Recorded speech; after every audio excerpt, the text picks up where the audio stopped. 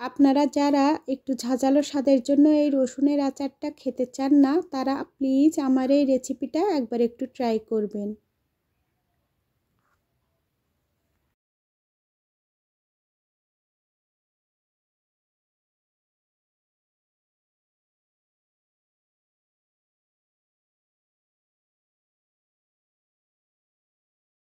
Hello everyone, নিঝুম সন্ধ্যায় আপনাদের সবাইকে স্বাগতম।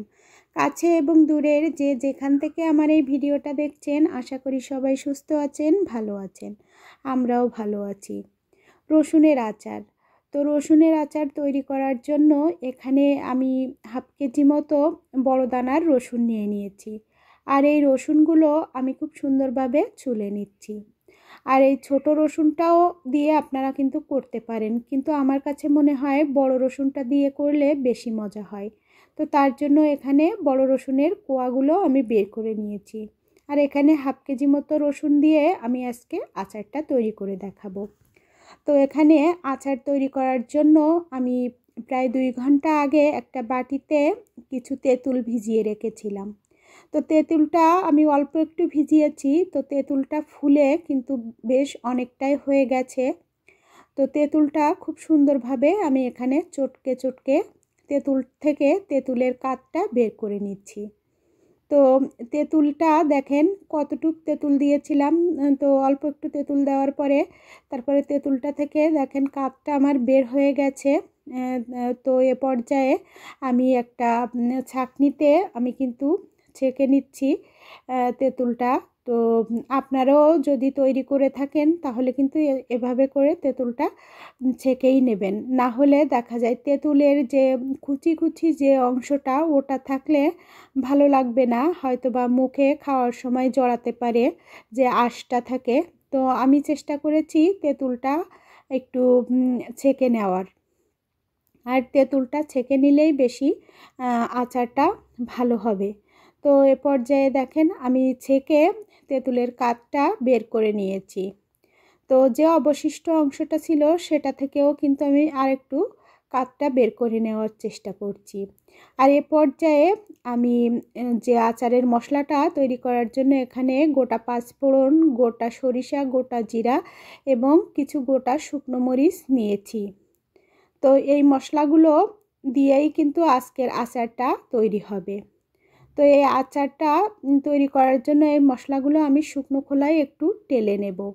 তো প্রথম পর্যায়ে আমি শুকনো মরিচটা একটু টেলে নিচ্ছি, যেহেতু অন্য অন্য মশলা যদি আমি আগে দেই ভাজা হতে হতে কিন্তু আমার মশলাগুলো পুড়ে যেতে পারে।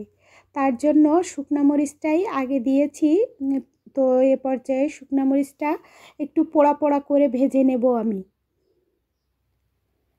তো শুকনা মরিচগুলো কিন্তু একটু পোড়া পোড়া ভাব হয়েছে। এ পর্যায়ে আমি যে বাদ বাকি যে মশলাগুলো নিয়ে রেডি করে রেখেছিলাম সেই মশলাগুলো আমি শুকনো খোলায় টেলে নেওয়ার চেষ্টা করছি। আর একেবারে লো আছে এই মশলাটা ভাজবেন আপনার যদি তৈরি করে থাকেন, না হলে মশলাটা পুড়ে গেলে কিন্তু আচারের টেস্টটা নষ্ট হয়ে যাবে। তো আমি হালকা দেখেন কড়াইতে দেওয়ার পরেই আমি কিছুক্ষণ পরে আমি নামিয়ে নিয়েছি। এখানে আমি নামিয়ে একটা বাটিতে রেখেছিলাম, মশলাগুলো ঠান্ডা হওয়ার জন্য একটা ফ্রিজে রেখেছিলাম। তো ফ্রিজ থেকে এবার আমার যে কাঠের যে হামানটা আছে সেই হামানে এই মশলাগুলো বেটে নেব। তো আপনারা শিলপাটা দিয়েও করতে পারেন, যেহেতু অল্প পরিমাণ মশলা তো আমি আর ব্লেন্ডারে ব্লেন্ড করলাম না, কারণ এইটুকু মশলা ব্লেন্ডারে দেওয়া যায় না।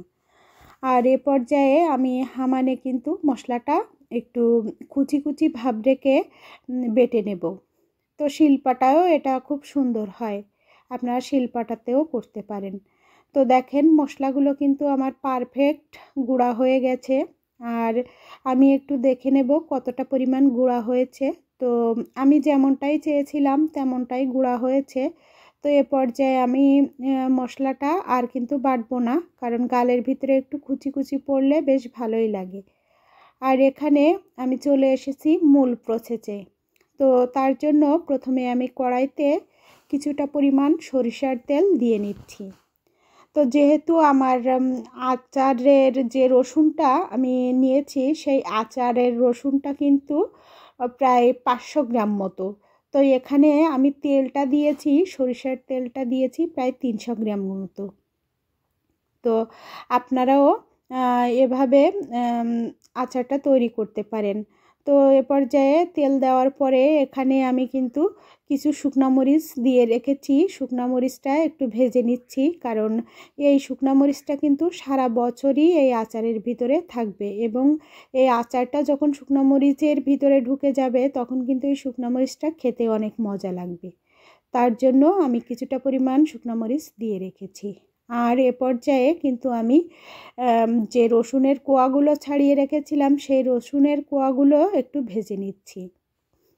তো একেবারে লো আছে এই রসুনটা ভাজতে হবে, না হলে কিন্তু ভিতরের অংশ কাঁচা থেকে যাবে এবং বাইরের অংশ পুড়ে যাবে। তার জন্য তেলের ভিতর রসুন দেওয়ার পরে কিন্তু সব সময় নাড়াচাড়ার উপরে রাখতে হবে। আর এ পর্যায়ে আমি কিন্তু অনেক সময় নিয়ে এই রসুনটা সিদ্ধ করে নিয়েছি তেলের ভিতরে। তো আমি এখনও নাড়ছি এবং মাঝে মাঝে চেক করে দেখছি যে আমার রসুনটা কতখানি সিদ্ধ হয়েছে। তো দেখেন এখানে রসুনটা প্রায় আমার অর্ধেক পরিমাণ সিদ্ধ হয়ে গেছে। আমি একটা খুন্তি ডাবিয়ে একটা রসুন চেক করে নিচ্ছি আসলে কতটা সিদ্ধ হয়েছে। তো আমি আবারও নাড়বো, নাড়তে নাড়তে কিন্তু এক পর্যায়ে আমার রসুনটা সিদ্ধ হয়ে যাবে। তো রসুনটা কিন্তু আমার প্রায় সিদ্ধ হয়ে যাওয়ার মতো অবস্থা। আমি আরেকটু চেক করে নিচ্ছি, রসুনটা সিদ্ধ হয়ে গেছে। এই যে দেখেন খুন্তিটা সহজে এখন বসে যাচ্ছে।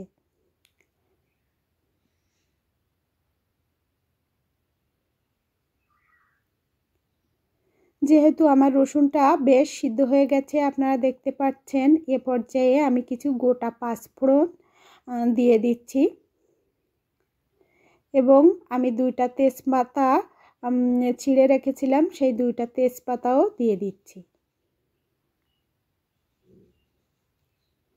তো তেজপাতা দিলে রসুনের ফ্লেভারটা, আচারের ফ্লেভারটা বেশ সুন্দর আসে, তার জন্য একটু আমি তেজপাতা দিয়ে দিলাম। আর এ পর্যায়ে যে তেঁতুলের কাঠ এবং শুকনো মরিচ ভেজে রেখেছিলাম সেটাও দিয়ে দিলাম, কারণ রসুনের তো নিজস্ব কোনো টেস্ট ছাড়া যে টকের যে টেস্ট সেটা হয় না, তার জন্য কিন্তু তেঁতুলের ব্যবহারটা আমি করেছি এখানে একটা আচারি ফ্লেভার নিয়ে আসার জন্য।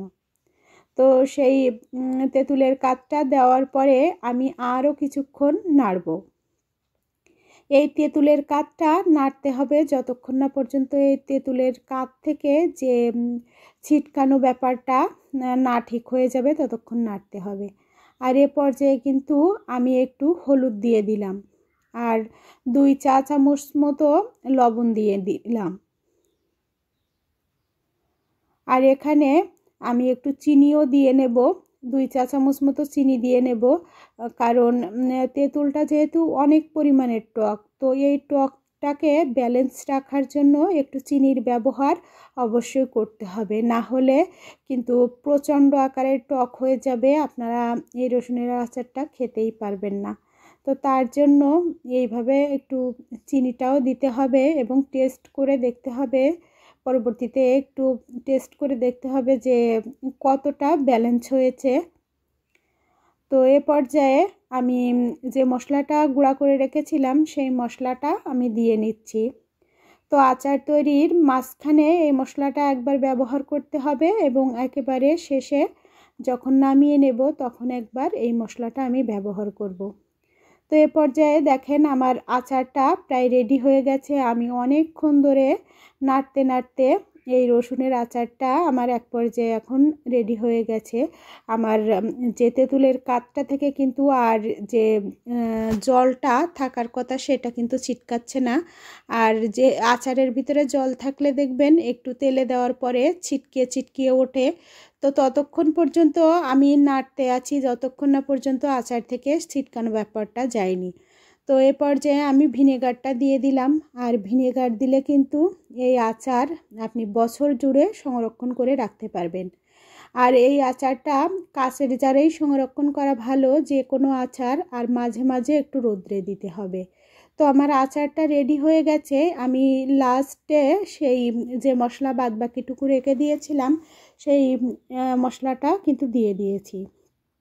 আর এখন দেখেন আমার রসুনগুলো কিন্তু সব নিচে চলে গিয়েছে, আর যে আচারের যে তেলটা সেটা উপরে ভেসে উঠেছে। তো এখানে আমার আচারটা কিন্তু পারফেক্টভাবে তৈরি হয়ে গেছে। আমি চুলার উপর কিছুক্ষণের জন্য ঠান্ডা হতে দেওয়ার জন্য রেখে দিয়েছিলাম। তো এখানে আচারটা আমার ঠান্ডা হয়ে গেছে। আমি কিন্তু কাচের জারে এই আচারটা সারা বছর সংরক্ষণ করে রাখবো।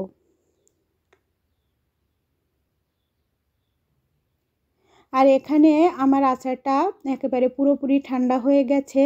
আমি আচারটা এবার বয়েমে ঢুকিয়ে নেব।